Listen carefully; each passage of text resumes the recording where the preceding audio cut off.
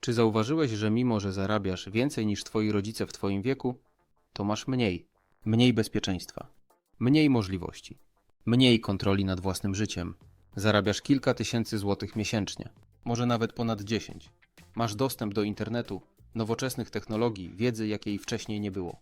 A jednak nie stać cię na mieszkanie. Nie stać cię na dzieci. Nie stać cię nawet na spokojną głowę.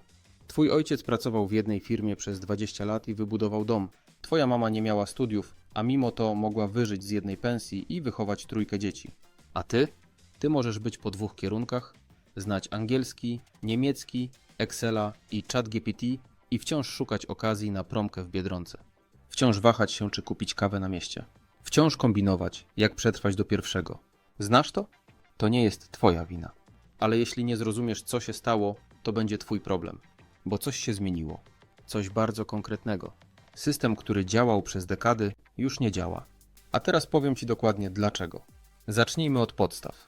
Twoi rodzice żyli w świecie, który miał inne zasady. Mieszkanie kosztowało równowartość kilku lat pracy. Studia były darmowe. Jedzenie było tańsze. Raty były niższe. I co najważniejsze, nie było tylu pułapek finansowych. Dzisiaj masz inną rzeczywistość. Kiedyś ludzie kupowali rzeczy, na które ich było stać. Dzisiaj kupujesz rzeczy, na które cię nie stać. Na raty, na leasing, na kredyt. I myślisz, że masz więcej. Ale tak naprawdę masz tylko więcej do spłacania. I to właśnie na tym polega współczesne niewolnictwo. Nie masz łańcuchów. Masz zobowiązania. Nie masz pana nad sobą. Masz kredyt, którego nie możesz przestać spłacać. System stworzył iluzję dobrobytu. Widzisz więcej rzeczy wokół siebie, ale coraz mniej z nich naprawdę posiadasz. Telewizor na raty, auto, leasing, mieszkanie, kredyt na 30 lat, telefon, abonament, Netflix, Spotify, Disney, YouTube Premium, subskrypcje. Wszystko co masz należy do kogoś innego. Ty tylko to wynajmujesz, na chwilę. Na tyle, na ile wystarczy ci wypłaty. I właśnie w tym miejscu zaczyna się bieda, o której nikt nie mówi.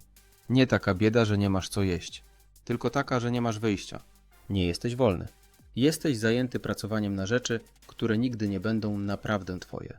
W kolejnej części pokażę ci, jak inflacja stylu życia sprawia, że zarabiając więcej, stajesz się jeszcze biedniejszy. Zarabiasz więcej niż twoi rodzice? Pewnie tak. Ale teraz policz, ile z tego zostaje. Nie tylko w portfelu, w życiu. Policz nie tylko złotówki. Policz swój czas, swoje nerwy, swoją wolność. Bo tu wcale nie chodzi o to, ile masz na koncie. Chodzi o to, czy masz kontrolę. I tu wchodzi największy złodziej naszych czasów. Inflacja stylu życia. Kiedyś człowiek dostał podwyżkę i był szczęśliwy. Dzisiaj dostajesz podwyżkę i zmieniasz telefon, zamawiasz więcej jedzenia, kupujesz lepszy samochód, większy telewizor, droższe wakacje, nową kanapę, lepszy smartwatch. I po miesiącu nie masz ani grosza więcej niż wcześniej. Bo twój koszt życia rośnie razem z twoim wynagrodzeniem. A czasem szybciej. Widzisz, system nie musi odbierać ci pieniędzy. Wystarczy, że wmówi ci, że potrzebujesz więcej. Że nie możesz już jeździć starym autem. Że nie wypada mieć telefonu sprzed 3 lat. I ty w to wchodzisz. Bo tak działa system. Nagradzają cię za zarabianie, po to, żebyś wszystko oddał z powrotem. Nie zostaje ci nic. Nie budujesz kapitału. Nie masz rezerwy. Nie masz oszczędności. Nie masz luzu. Zarabiasz więcej niż kiedykolwiek, a i tak czujesz się jak w potrzasku. A teraz posłuchaj, bo zaraz pokażę ci jeszcze gorszy mechanizm. Nazywa się ukryta bieda. I prawdopodobnie już w niej jesteś, tylko jeszcze o tym nie wiesz. Ukryta bieda to nie brak pieniędzy. To życie na pozór normalne, w którym wszystko się jakoś kręci. Masz wypłatę, masz dach nad głową, masz co jeść, ale nie masz nic, co daje bezpieczeństwo. Nie masz żadnego buforu, nie masz zaplecza, nie masz realnej niezależności. Gdyby jutro twój pracodawca cię zwolnił, ile miesięcy przeżyjesz bez stresu? Gdyby wysiadło auto, padł komputer, zachorowało dziecko. Masz na to? Jeśli nie, to właśnie jesteś w ukrytej biedzie. Ukryta bieda to sytuacja, w której wyglądasz na ogarniętego, ale wystarczy jeden problem. I wszystko się sypie. Nie mieszkasz na ulicy, ale mieszkanie nie jest twoje.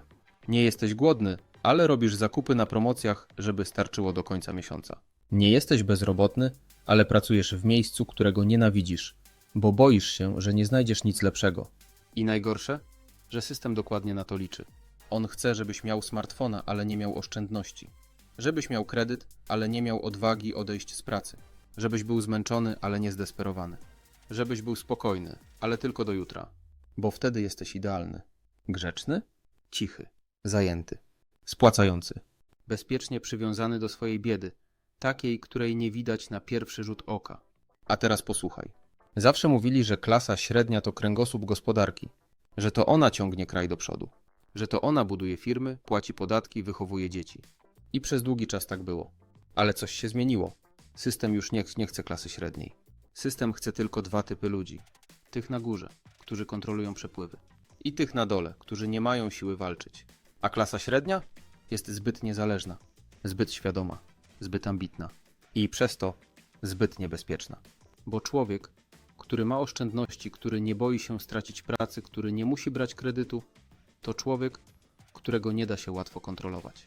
Dlatego klasa średnia jest dziś miażdżona podatkami, kosztami życia, cenami mieszkań, inflacją, brakiem realnych możliwości inwestowania, brakiem wsparcia, brakiem bezpieczeństwa. Zarabiasz za dużo, żeby dostać pomoc, ale za mało, żeby coś zbudować. System trzyma cię dokładnie pomiędzy. I w tym pomiędzy ginie twoje życie. Nie jesteś biedny, więc nikt cię nie widzi. Ale nie jesteś też bogaty, więc nikt ci nie słucha. A przecież to ty wstajesz codziennie o 6. To ty robisz zakupy. To ty płacisz ZUS, VAT, PIT, OC, prąd, gaz i czynsz. To ty finansujesz cały ten układ i nie masz z tego nic. I może czas sobie zadać pytanie, jak długo jeszcze chcesz w tym siedzieć? Większość ludzi myśli, że wyjście z biedy to kwestia większej wypłaty, że jak tylko zaczną zarabiać więcej, wszystko się ułoży, że problem zniknie, jak tylko będzie dodatkowy 1000, 2, 5. Ale to iluzja, bo system działa tak, że każdy twój postęp natychmiast zostaje skonsumowany. I nawet nie zauważysz, kiedy wrócisz do punktu wyjścia. Tylko z droższym telefonem i większą ratą kredytu. Dostałeś podwyżkę? Super. Ale czynsz już wzrósł. Wzrosły ceny jedzenia. Więcej zapłacisz za prąd, paliwo, OC, wodę. I zanim zorientujesz się, że zarabiasz więcej, będziesz miał jeszcze mniej. Bo system nie jest głupi. On wie, że nie może zatrzymać cię fizycznie. Więc zatrzymuje twój postęp finansowy. Zarabiasz więcej? To super. Teraz łap nową ofertę kredytową. Nową kartę z limitem. Lepszy samochód w leasingu. Nowy telefon, smartwatch, tablet, subskrypcję premium. I znowu jesteś w tym samym miejscu. Zero oszczędności. Zero spokoju. Zero przewagi. Więcej zarobków to nie więcej wolności. To więcej konsumpcji. Więcej obowiązków. Więcej odpowiedzialności za rzeczy, których nie potrzebujesz. W systemie, w którym żyjesz, nie jesteś wynagradzany za postęp. Jesteś wynagradzany po to, żeby go natychmiast oddać. I najgorsze jest to, że jesteś z tego zadowolony. Na chwilę. Bo masz nowy telefon, nowy samochód, nową kuchenkę. Ale w nocy dalej nie możesz zasnąć. Bo dalej nie wiesz, co będzie za 3 miesiące. System działa perfekcyjnie. Daje ci wystarczająco dużo, żebyś nie krzyczał, ale nie na tyle, żebyś mógł się uwolnić. Bogaci nie myślą o pieniądzu tak jak ty. Bo ty od dziecka słyszysz. Ucz się dobrze, znajdź pracę, pracuj ciężko, kup dom, spłacaj raty. Nie ryzykuj, oszczędzaj. A oni słyszeli coś innego. Zarabiaj na tym, co tworzy wartość. Kupuj aktywa, nie zabawki. Pieniądze mają pracować na ciebie, nie odwrotnie. Nigdy nie zamieniaj czasu na pieniądze, jeśli nie musisz. I to nie jest motywacyjne pierdolenie z Instagrama. To jest realna różnica w myśleniu. Kiedy ty myślisz, zarobię więcej, kupię więcej. Bogaty myśli, zarobię więcej, zainwestuję więcej i nie będę musiał już pracować. Ty kupujesz telefon. On kupuje udziały w firmie, która te telefony sprzedaje. Ty kupujesz mieszkanie na kredyt. On kupuje mieszkanie za gotówkę, żeby je wynajmować komuś, kto nie ma gotówki. Ty płacisz podatki do ostatniego grosza. On ma strukturę, która optymalizuje każdy ruch. To nie dlatego, że są sprytniejsi. To dlatego, że grali w tę grę wcześniej, bo ktoś im pokazał zasady. A tobie? Tobie kazano czekać na wypłatę. Oszczędzać w banku. Brać kredyt na rozwój. I dziękować za możliwość harowania przez 40 lat. Bogaci nie używają pieniędzy, żeby coś kupić. Używają ich, żeby mieć władzę. Żeby mieć wybór. Żeby móc powiedzieć nie. Nie chcę tego. Nie muszę tego. Nie zgadzam się. A ty? Kiedy ostatni raz mogłeś coś odrzucić bez strachu, że ci zabraknie? To właśnie dlatego, mimo że zarabiasz więcej, jesteś biedniejszy. Bo bogaty człowiek może przestać zarabiać i dalej żyje. Ty przestaniesz zarabiać na miesiąc i zaczyna się katastrofa. To nie jest kwestia kwoty. To jest kwestia strategii. I właśnie dlatego w kolejnej części pokażę ci, co musisz zrobić, żeby przestać grać jak pionek. Nie musisz mieć miliona, ale musisz zmienić zasady gry. Jeśli dalej grasz w tę samą grę, co twoi rodzice, przegrasz. Nie dlatego, że jesteś głupi, tylko dlatego, że plansza się zmieniła. Kiedyś można było się dorobić, ciężko pracując i odkładając. Dzisiaj? Jeśli tylko pracujesz i odkładasz, co najwyżej stoisz w miejscu. Bo inflacja zjada twoje oszczędności szybciej niż je gromadzisz. Bo ceny mieszkań rosną szybciej niż twoje możliwości. Bo system finansowy przestał działać dla ciebie. I tu pojawia się pytanie, co robić? Po pierwsze, przestań ufać bankowi. To nie jest instytucja, która ma cię chronić. To maszyna do zarabiania na twojej niewiedzy i twoim strachu. Masz konto oszczędnościowe? Super. To teraz policz, ile naprawdę zarabiasz. Po inflacji, po podatku belki, po opłatach. Zazwyczaj wychodzi ci minus. Trzymasz oszczędności na lokacie? Świetnie. Tracisz wartość w ciszy, ale elegancko. System chce, żebyś był grzeczny.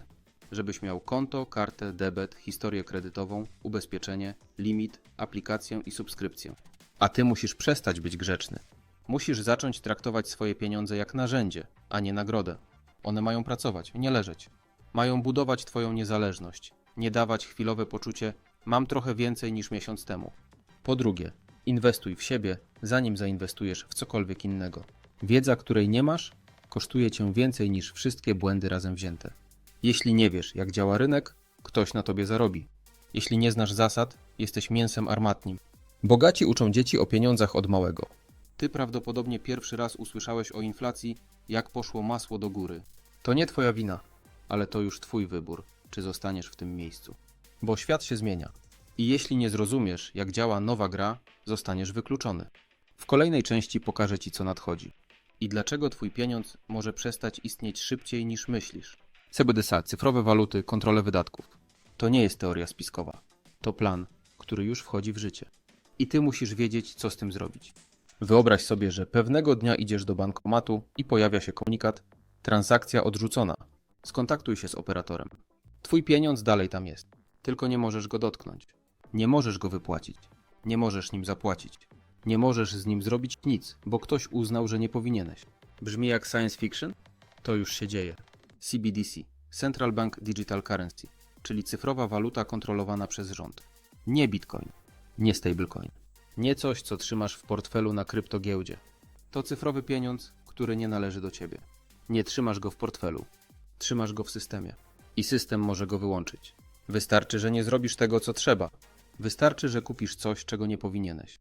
Wystarczy, że nie zaszczepisz się, nie zapłacisz mandatu, nie przejdziesz weryfikacji. I nagle twój hajs nie działa. Albo działa tylko na to, na co ci pozwolą. To się nazywa programowalny pieniądz. Brzmi ładnie. Ale to znaczy, że każda złotówka będzie miała swoje ograniczenia. Kupisz za nią chleb? Tak. Alkohol? Tylko do pewnej ilości. Paliwo? Do limitu. Bilet lotniczy?